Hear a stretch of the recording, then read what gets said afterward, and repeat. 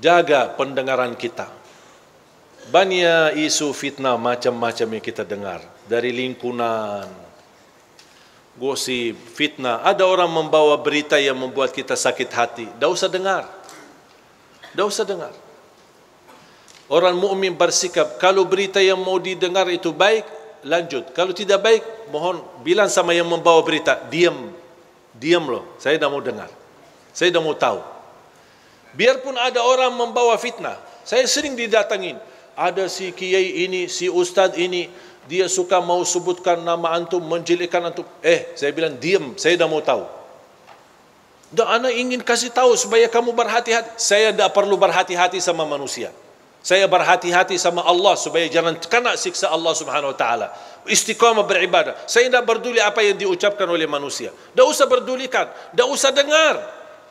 Supaya apa? Supaya besok ketemu semua orang dengan hati yang bersih. Tidak ada satu pun kita sakit hati sama orang. Siapapun dia.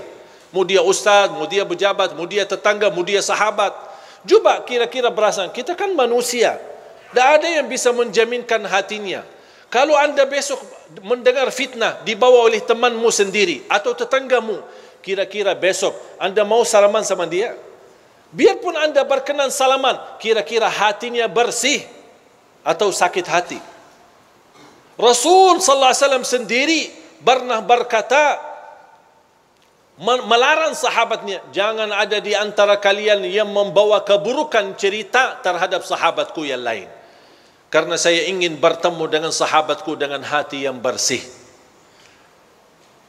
Kalau si fulan membawa berita, besok kita sakit hati, ketemu, ini yang kemarin yang suka enak-enak aja nih, baru kenal aja udah langsung berani fitnahin aku. Ini kan bisikan kalbu. Dan itulah salah satu sebab yang terkunci hati kita. Makanya fantas kehilangan khusyuk. Karena ini perasaan, makanya tidak usah berduli. Dan saya belajar, orang yang ikhlas, dipuji, dihina, sama saja. Saya ulang lagi. Mudah-mudahan bisa difikirkan. Orang yang ikhlas, dipuji, diangkat, diagungkan, dimuliakan, dihina, dicaci maki, sama saja. Dia tidak peduli. Dia tidak peduli nilai manusia. Dia tidak peduli apa kata manusia. Manusia senang, dia tidak peduli. Manusia tidak senang, apalagi dia tidak peduli. Yang dia pedulikan, Allah senang, Allah suka, Allah ridha, Allah mau, sudah selesai. Kalau kita bisa hidup insya Allah dengan seperti ini, insya Allah kita punya hati nurani, akan baik sama semua orang dan selalu berbaik sangka. Jangan kita selalu bertafsir sendiri. Dua orang duduk di sana, mereka bisik apaan ya? Jangan-jangan aku yang pusing kita. Coba kalau kita berduri apa kata orang, wallahi kita yang pusing, bukan mereka. Coba kalau kita lupakan, kita abaikan. Dan saya nasihatkan, sampai ada seorang ibu berkata, alhamdulillah Ustaz, saya tidak pernah gosip orang, tidak pernah suka nomor orang, tapi mohon maaf saya suka dengar. Ya sama aja dosanya. Mendengar berita, melihat berita, caci maki, urusan orang, itu dosa semua. Tak usah peduli. Kita punya urusan sendiri. Dan selalu kita hidup dengan baik sangka. Walaupun anda melihat kawanmu yang suka di masjid, tiba-tiba masuk ke tempat maksiat, jangan anda su'uzzan. Kita tidak tahu apa yang terjadi.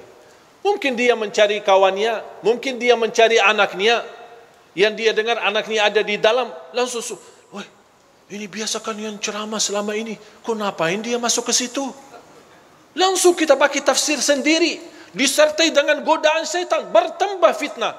Begitu kita dengar berita huwak yang tidak ada asalnya dan tidak ada dasarnya, oh, ya betul-betul, saya kemarin lihat dia masuk ke tempat maksiat, bertambah buruk kita, bertambah beredar fitnah sana sini, dan kita membawa dosanya sampai hari kiamat.